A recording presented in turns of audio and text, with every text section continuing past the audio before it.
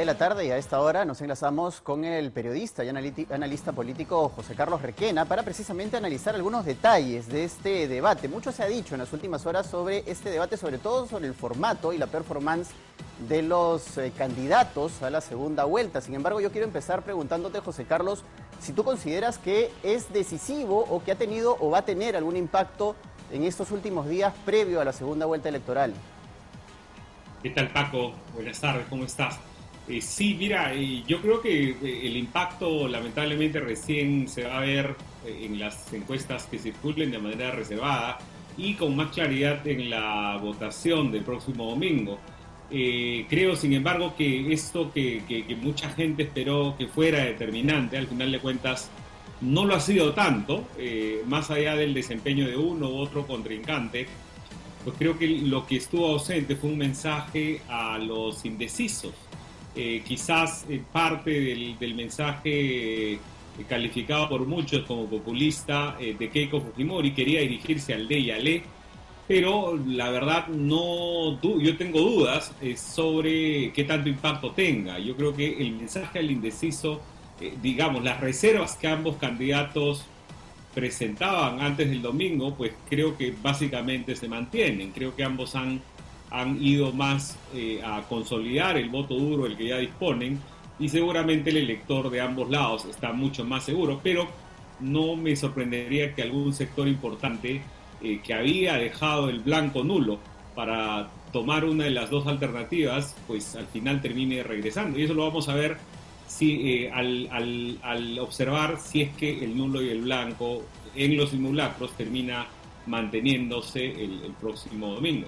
Y precisamente esto es algo bien curioso, porque precisamente en las encuestas que hemos podido ver, sobre todo la última que se publicó antes de la prohibición, se ve que el voto en blanco crece en comparación a las 3 encuestas anteriores, algo que por lo menos yo no había visto en anteriores procesos electorales, ¿no? Y que es una pieza más de esta complicada y rara carrera electoral que estamos viviendo en este año en particular, ¿verdad? Sí, efectivamente, en situaciones normales el blanco y nulo de la semana previa suele reducirse hasta la mitad, te diría. No sabemos bien si eso va a ser el caso esta vez, ¿no? Hay algunos bolsones o hay algo, creo que el voto oculto, por lo menos hasta la información que circulaba ayer, era más o menos parejo en ambos casos, pero de nuevo creo que las reservas no se han vencido todavía. Vamos a ver cómo son tomados, por ejemplo, el juramento de Keiko Fujimori hoy o la presentación del señor Castillo en la Plaza de Armas de Arequipa, porque creo que la última semana, es decir, incidentes más allá del debate, creo que van a ser fundamentales para poder inclinar la balanza en esta carrera que claramente va a ser muy estrecha. Adentrándonos un poquito en el performance de cada uno de los candidatos, ayer hemos podido ver que ninguno de los dos ha salido de su zona de confort, por decirlo de alguna manera. Es decir, Keiko Fujimori no se ha mostrado más agresiva contra el candidato Castillo y el candidato Castillo no se ha mostrado todo lo agresivo que se ha mostrado en otras oportunidades, sobre todo en mítines, contra la candidata Fujimori. Ambos estaban varios cambios abajo en su performance, con una voz muy suave, ¿no? Por momentos monótona, aburrida, y no se centraban tampoco en propuestas, que era lo que muchos de los que veían el debate querían escuchar de ambos candidatos. Sí, digamos, creo que para ser justos, Keiko Fujimori presentó más propuestas. Las dudas que planteó, sin embargo, es de dónde van a salir muchos de los recursos que compromete o que de alguna manera está ofreciendo. En el caso del señor Castillo, efectivamente, se mostró más una performance apocada. Hay que ver si es algo voluntario, si más bien es parte de las limitaciones que lo hacían rehuir de este formato, pero en general, efectivamente, él como que se sintiera mucho más cómodo en los mítines o en el contacto directo con la población. Efectivamente, yo coincido en que no han salido de su zona de confort y por eso aludí al inicio a que no ha habido un mensaje al indeciso. Seguramente van a haber algunas otras corrientes u otras cosas que se van a activar en estos días y hay que estar atento a ellas.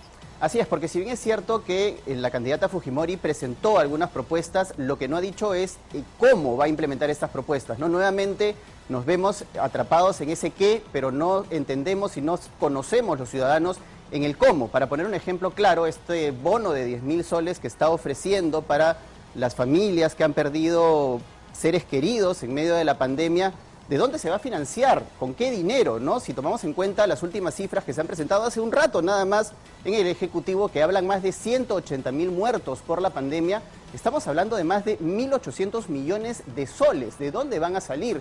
Eso no se ha escuchado. Tampoco cómo se va a ampliar la base tributaria para poder sostener a las pequeñas empresas, entre otras de las propuestas. Nos hemos quedado nuevamente huérfanos del cómo, de ambos candidatos, por supuesto.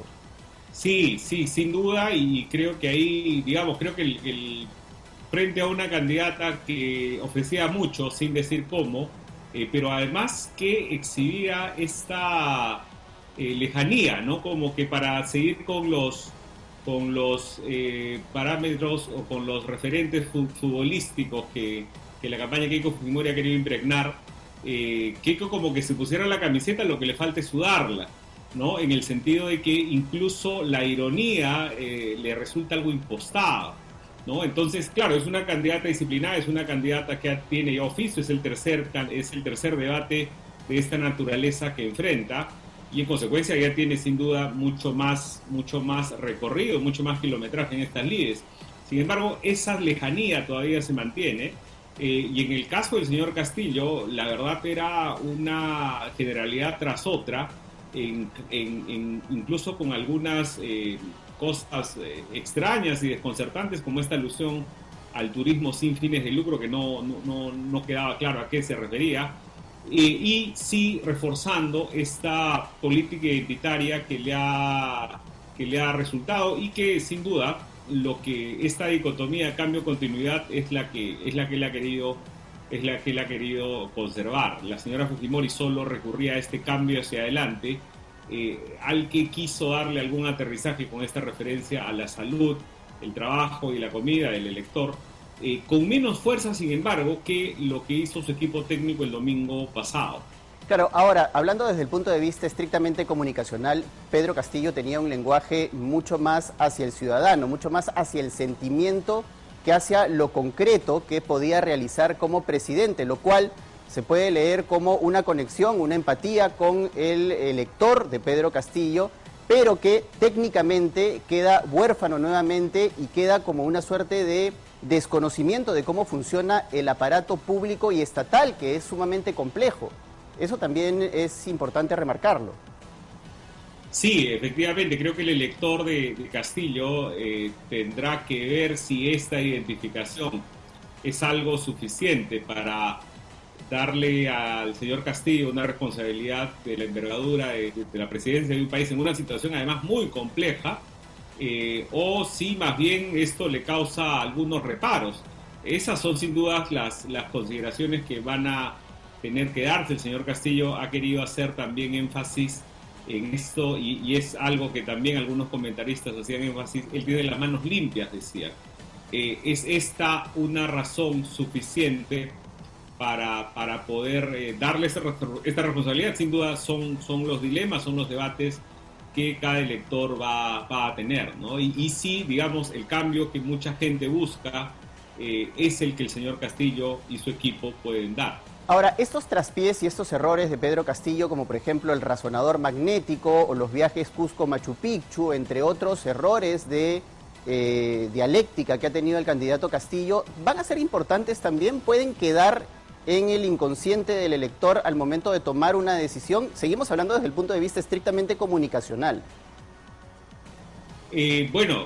Sin duda, sea o no elegido, son cosas que van a quedar para el anecdotario político, y sí, seguramente, te decía, algunos electores del nulo que habían migrado hacia endosarlo, pues quizás estén dudando, y eso de nuevo lo vamos a ver recién en los próximos días, ¿no? Ahora, en el caso de Keiko Fujimori también veíamos a una candidata que hablaba mucho más al público femenino, ¿no? Y de hecho sus videos y su campaña en los últimos días ha estado estrictamente dedicado a las amas de casa, al tema de quienes son jefas del hogar y al tema relacionado estrictamente a la economía doméstica. Sí, eso creo que tiene como destinatario a los sectores D y E, donde asumiría que su equipo de campaña ha identificado como un target importante, ¿no? Sí, efectivamente es un término o es un eje que le ha querido dar a los últimos momentos de su campaña.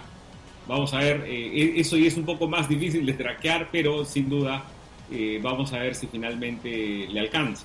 Otra pregunta, José Carlos, relacionado ya a temas externos a este debate en sí, pero que igual van a impactar en lo que ha ocurrido y en lo que va a ocurrir en esta semana previa a la segunda vuelta, y es la renuncia de 3 miembros al Tribunal de Honor del Jurado Nacional de Elecciones. Ha renunciado su presidenta Delia Reboredo, ha denunciado la historiadora Carmen McEvoy y también Gastón Soto Ballenas, 3 personajes sumamente importantes dentro de este Tribunal de Honor y que lo han hecho por lo que han manifestado es no haber recibido el apoyo necesario de la misma organización electoral que es además la regente de las elecciones en nuestro país.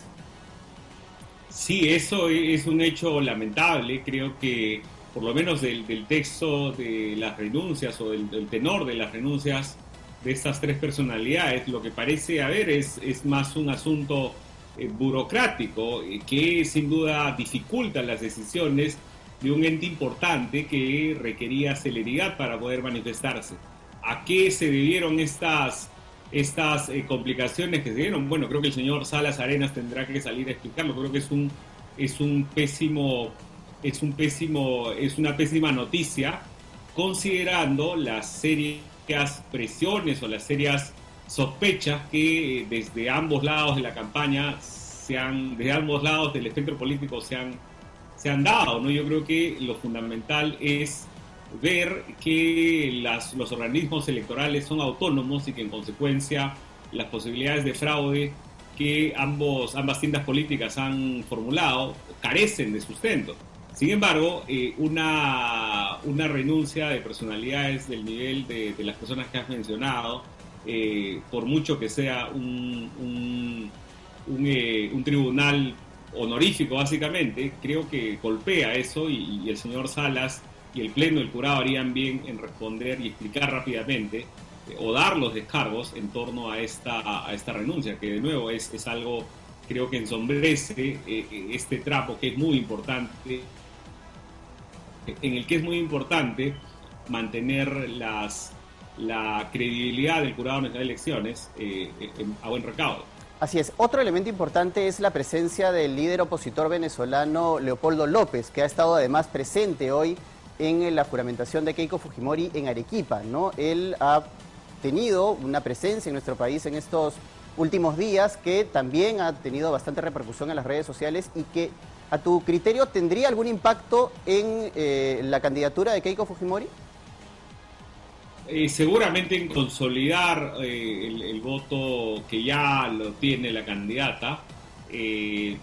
No veo por dónde más pueda sumar. Creo que todas las personas todo el voto por ella que temía las sombras del chavismo o de que que el país empiece con la elección del señor Castillo un camino hacia esa posibilidad, creo que ya están. Creo que de alguna manera le da un poco más de peso a esa posición, pero en términos de ganar más votos yo tengo mis dudas. Quizás de nuevo esto es algo que puede ser un poco extemporáneo, pero vamos a ver. Creo que es una semana clave y en cualquier caso creo que sí es un gesto importante. Es la primera vez, si es que vemos la visita del señor López como parte de esta juramentación que ha hecho Keiko Fujimori hoy, es en ese sentido sí algo importante, porque es la primera vez que Keiko Fujimori responde a una exigencia, ¿no? Todos estos pedidos de algún gesto, de alguna señal, habían sido básicamente pateados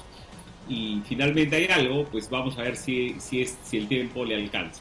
Y hablando precisamente de esta juramentación que se anunció ayer en el debate y al cual no le dieron además mayor énfasis, la misma candidata no le dio mayor énfasis, sin embargo se ha producido esta mañana y ha tenido la participación de personajes importantes que alguna vez opusieron además a Keiko Fujimori. Hemos visto que ha estado Pedro Cateriano, por ejemplo, ha estado Álvaro Vargas Llosa, Mario Vargas Llosa desde España, y una serie de personalidades que en algún momento han tenido una posición contraria a la de la señora Fujimori. Y el hecho de que este juramento se realice en Arequipa, una región que en varias oportunidades le ha resultado hostil a la candidata Fujimori, ¿tiene un peso de alguna manera en esta elección?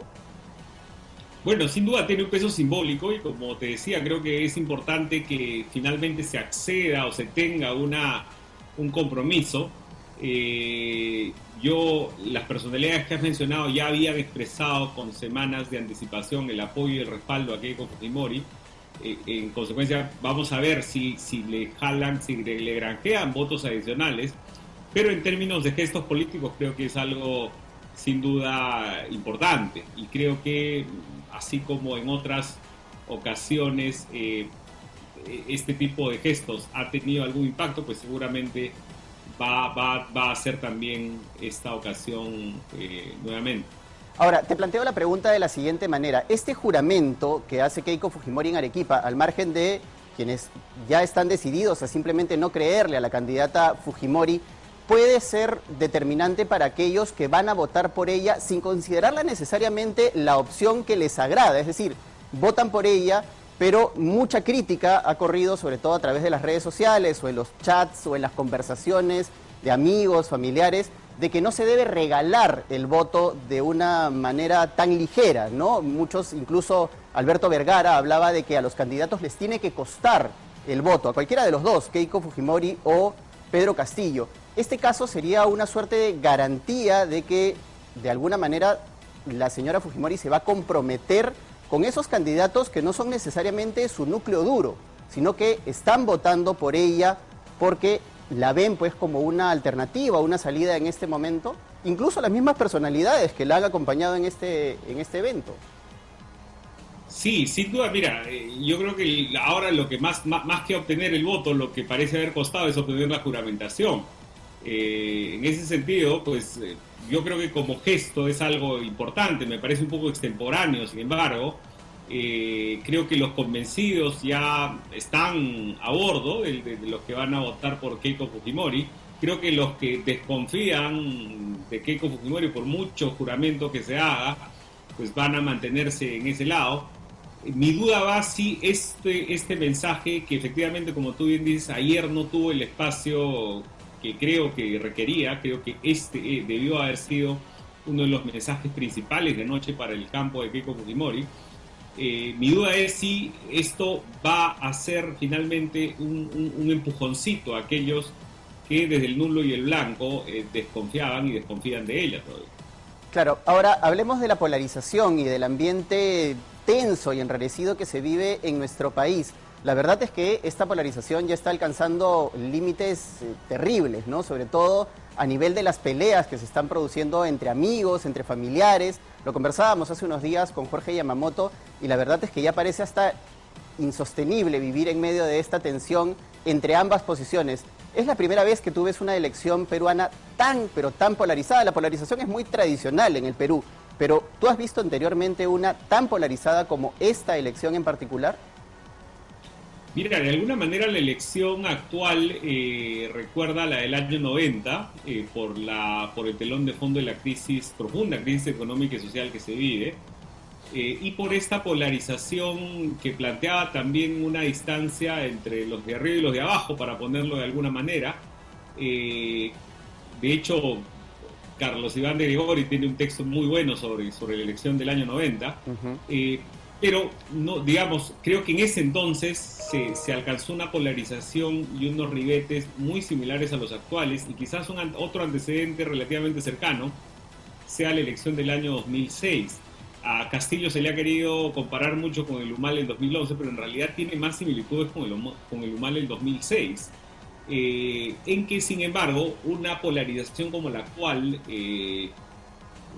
Sí, yo pensaría que solo en esas dos ocasiones, porque ni siquiera la del año 2016, por lo menos no hablo del fujimorismo, que creo que sí terminó el ánimo muy enrarecido en ese sector del espectro político, pero en general la sociedad como que no terminó como creo que ahora está, y creo que es fundamental tener en cuenta que hay un 7 de junio, es decir, el 6 son las elecciones y el 7 salga quien salga elegido, creo que tendrá que aspirar a gobernar para todos los peruanos, y ahí harían bien empezar a, por lo menos en su cierre de campaña, que este mensaje de división sea algo que se despeje, ¿no? Y esto va por esta cuestión digamos, de plantear esto como una lucha contra el comunismo, o plantear esto como una lucha contra los ricos, ¿no? Yo creo que lo fundamental es entender que estamos en una colectividad, que las elecciones son parte de un proceso democrático, que con todas las complicaciones que tiene el país, no estamos enfrentando una elección como la del año 2000, en que los órganos electorales estaban siendo manejados por el Poder Ejecutivo, que sin duda tenemos labores o tenemos una pandemia encima, y lo que tenemos que hacer es buscar un trabajo unificado. Y precisamente hablando de esa polarización, no me queda más que preguntarte también del tema de las marchas que se han realizado a favor de uno y otro candidato. La primera, marcha no a Keiko, que se hizo hace algunos días, y la otra, la marcha que se realizó este fin de semana, que era una caravana que inició inicialmente como una caravana por la paz y contra el terrorismo, y que finalmente también tenía un cierto apoyo a la candidata Fujimori. Cuando uno ve, sobre todo a través de redes sociales, cómo se manifestaban las personas sobre una y otra movilización, había un tinte de enfrentamiento de clases, ¿no? Mientras se ponía, yo recuerdo un tuit muy claro en el que había una foto de las personas que se movilizaban por el centro de Lima a pie y el otro de los autos, ¿no? Y el tuitero en cuestión decía, esta es una pelea de ricos contra pobres. Ese tipo de manifestaciones han contribuido a enrarecer aún más todo el ambiente político y social de nuestro país en este momento.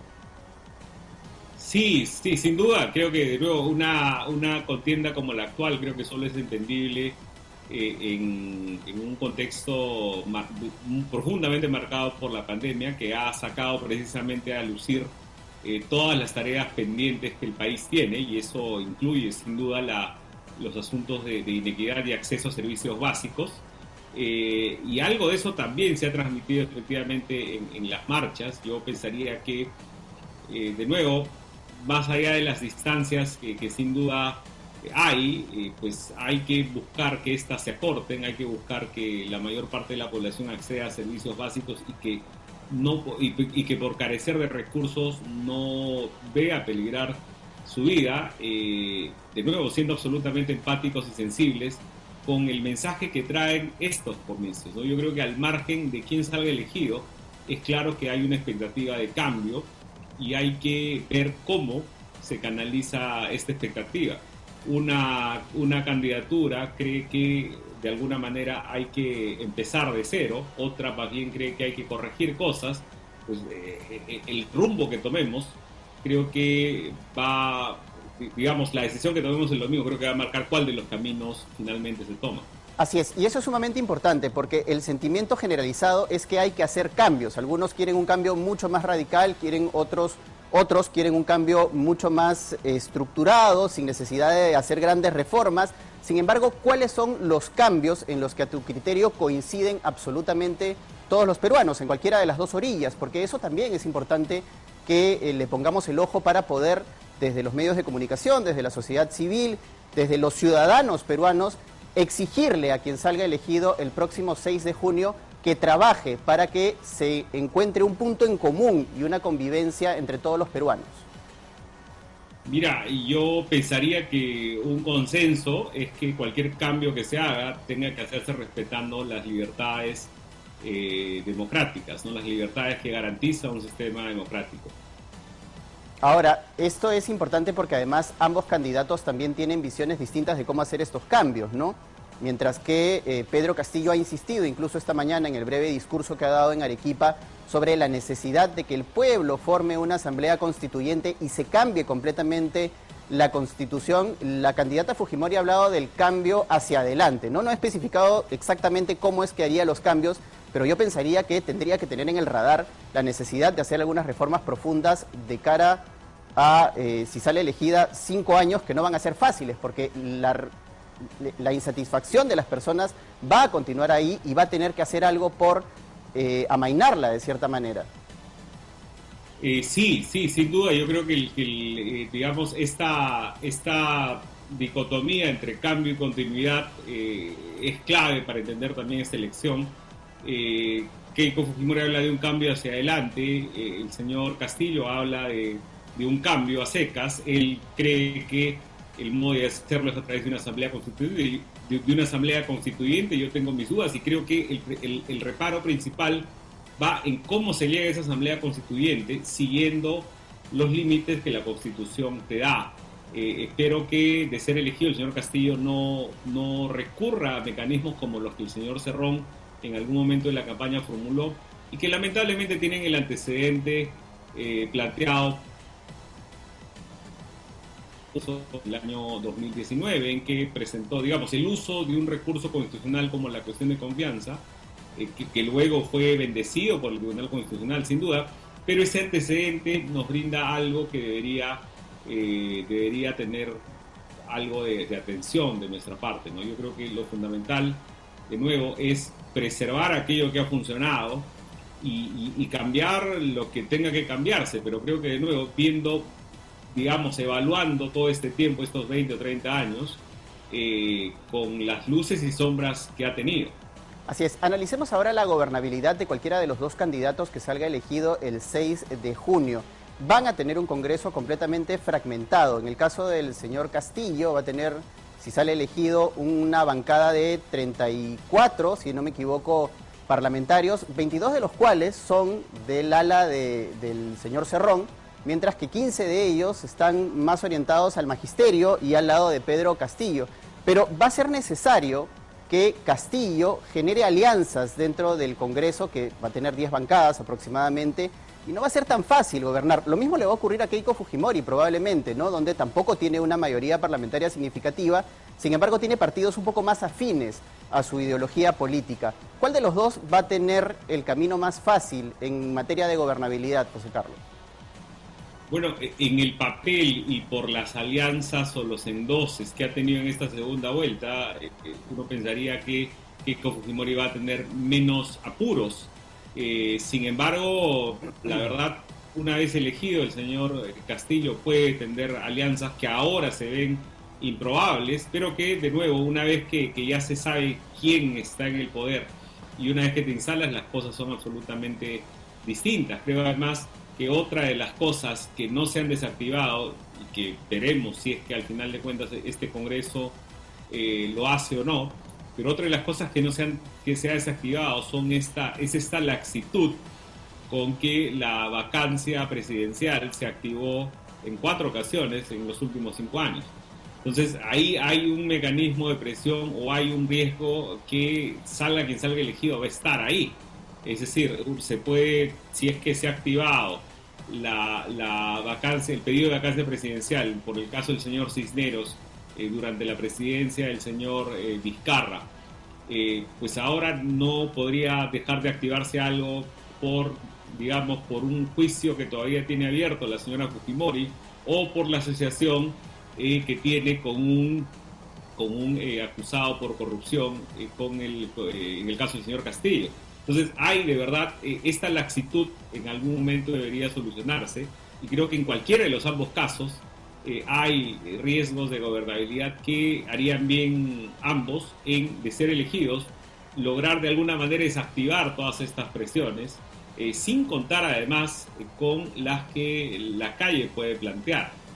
Así es. Ahora, José Carlos, como última pregunta, quiero hacerte algo relacionado al día de las elecciones. Es decir, ya está prácticamente cantado que esto va a ser un final casi de fotografía, ¿no? ¿Cómo debe reaccionar la población frente a los resultados preliminares que conozcamos a las 7 de la noche cuando se cierren las mesas?